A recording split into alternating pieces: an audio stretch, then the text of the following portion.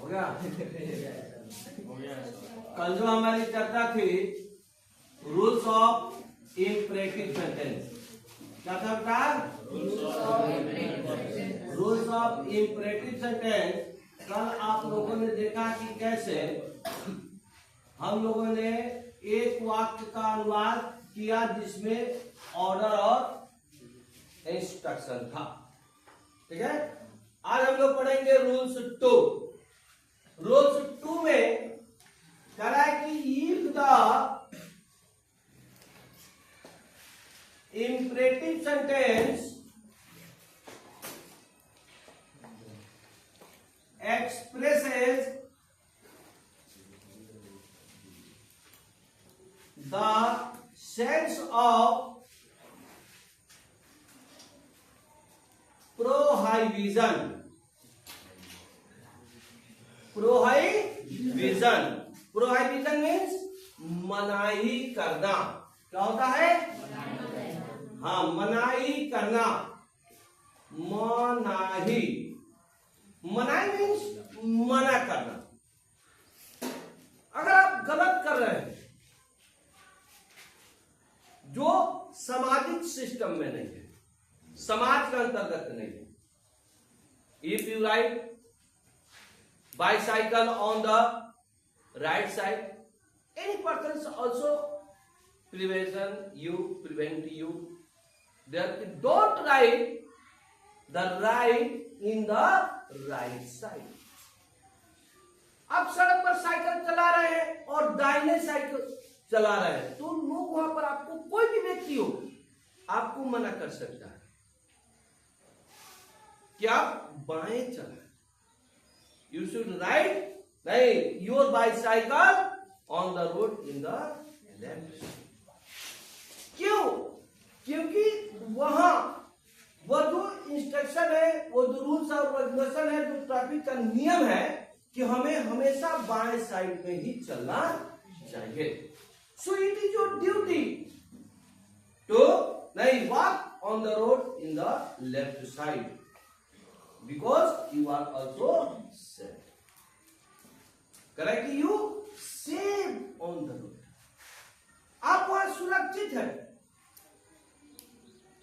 तो यहां वही कह रहा है कि if the imperative sentence expresses the sense of the prohibition, अगर जिस वाक्य में प्रोहिबिशन हो, मिठो वाक्य में प्रोहिबिशन हो, अगर कोई व्यक्ति किसी व्यक्ति को मना कर रहा हो तो ऐसे वाक्यों का अनुवाद हम किससे प्रारंभ करेंगे? ठीक है, तो कह रहा है कि it means imperative sentence. It means imperative sentence. हाँ, it is started with the don't. It is started with the don't. Correct, इसको हम लोग don't से प्रारंभ करते हैं। किससे प्रारंभ करते हैं? don't से। जैसे हम लोग वाक्य की स्थिति को देखेंगे, what the condition of the statement. कि सड़क पर मत दौड़ो, सड़क पर मत दौड़ो। तो सबसे पहले हमारी जो नियम है कि इंपरेटिव सेंटेंस है तो है क्या? तो imperative sentence means verb 1 plus object, verb 1 plus object, यही हमारा इसका कंस्ट्रक्शन है, इसका स्ट्रक्चर है। और verb is always available in the last of the sentence. It is the simple reason to understand the verb is always used in the last of the sentence. ठीक है, जैसे दौड़, दौड़ना कहीं, दौड़ो, दौड़, दौड़ू, ये शब्दों का संचार होता है। तो यह हो गया आपका verb। और सड़क पर जो है यह हो गया आपका क्या? ऑब्जेक्ट। और इसमें आ गया मत, किसी ने आपको मना किया कि सड़क पर मत दौड़ो, सड़क पर मत दौड़ो। तो सबसे पहले हम प्रारंभ करेंगे किससे बेटा? Don't say. तो इससे उठाएंगे यानी कि डोंट। दौड़ना का अंग्रेजी क्या होता है बेटा? Run on the.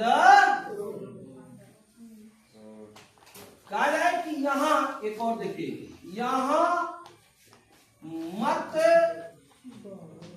थूको। अब बढ़िया प्लेस में चल जाएंगे,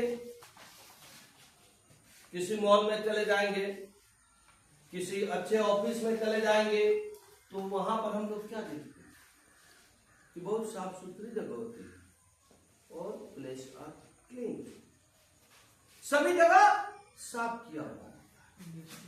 तो हम कहीं थूक नहीं ना देंगे दे, उसके लिए हमको जगह बना है, तो वहां पर भी आपको मना कर दिया जाता है। तो थूकना क्या होगा? वर्ब, और यहाँ क्या होगा? ऑब्जेक्ट। और इसमें का जो वाक्य है जिसमें मनाई शब्द का संचार है, तो हम इसको अनलॉक करेंगे तो क्या करेंगे? डोंट से शुरू करेंगे। Don't spit here. एस्पाइट मींस होता है थूकना। Don't spit here. समझ में आ गया? Have any problem?